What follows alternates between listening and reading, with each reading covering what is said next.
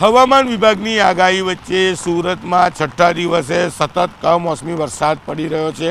દ્રશ્ય જોઈ શકાય છે જે રીતે હવામાન વિભાગની આગાહી વચ્ચે સુરતમાં કાળા ડિબાંગ વાદળો વચ્ચે વરસાદ વરસી રહ્યો છે। ચોક્કસ સુરતના લોકોને બફારો અને ગરમીથી મોટા અંશે રાહત મળી છે।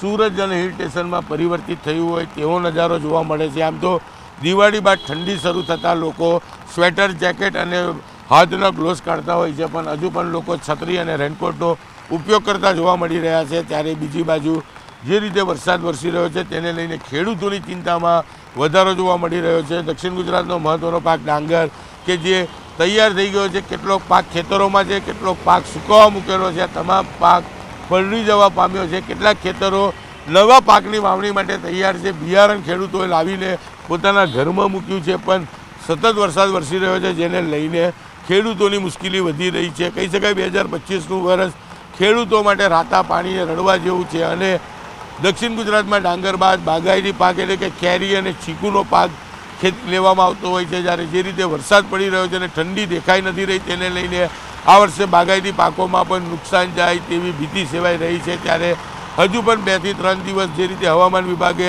કમોસમી વરસાદની આગાહી કરી છે તેને લઈને ચોક્કસ ખેડૂતો સાથે તંત્રની ચિંતામાં વધારો જોવા મળી રહ્યો છે। કેમેરામેન જીગર ગુગલ સાથે કીર્તેશ પટેલ, ન્યૂઝ 18 ગુજરાતી, સુરત। હવામાન વિભાગની આગાહી વચ્ચે સુરતમાં છઠ્ઠા દિવસે સતત કમોસમી વરસાદ પડી રહ્યો છે।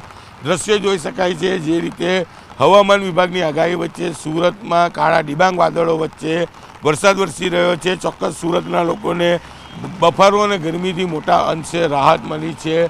સુરત અને હિલ સ્ટેશનમાં પરિવર્તિત થયું હોય તેવો નજારો જોવા મળે છે। આમ તો દિવાળી બાદ ઠંડી શરૂ થતાં લોકો સ્વેટર જેકેટ અને હાથના ગ્લોવ્સ કાઢતા હોય છે, પણ હજુ પણ લોકો છત્રી અને રેનકોટનો ઉપયોગ કરતા જોવા મળી રહ્યા છે। ત્યારે બીજી બાજુ જે રીતે વરસાદ વરસી રહ્યો છે તેને લઈને ખેડૂતોની ચિંતામાં વધારો જોવા મળી રહ્યો છે। દક્ષિણ ગુજરાતનો મહત્ત્વનો પાક ડાંગર કે જે તૈયાર થઈ ગયો છે, કેટલોક પાક ખેતરોમાં છે, કેટલોક પાક સુકાવા મૂકેલો છે, તમામ પાક પલળી જવા પામ્યો છે। કેટલાક ખેતરો નવા પાકની વાવણી માટે તૈયાર છે, બિયારણ ખેડૂતોએ લાવીને પોતાના ઘરમાં મૂક્યું છે, પણ સતત વરસાદ વરસી રહ્યો છે જેને લઈને ખેડૂતોની મુશ્કેલી વધી રહી છે। કહી શકાય 2025નું વર્ષ ખેડૂતો માટે રાતા પાણીએ રડવા જેવું છે અને દક્ષિણ ગુજરાતમાં ડાંગર બાદ બાગાયતી પાક એટલે કે કેરી અને ચીકુનો પાક લેવામાં આવતો હોય છે। જ્યારે જે રીતે વરસાદ પડી રહ્યો છે અને ઠંડી દેખાઈ નથી રહી તેને લઈને આ વર્ષે બાગાયતી પાકોમાં પણ નુકસાન જાય તેવી ભીતિ સેવાઈ રહી છે। ત્યારે હજુ પણ 2 થી 3 દિવસ જે રીતે હવામાન વિભાગે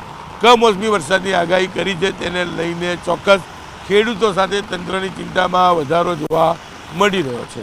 કેમેરામેન જીગર ગુગલ સાથે કીર્તેશ પટેલ, ન્યૂઝ 18 ગુજરાતી, સુરત।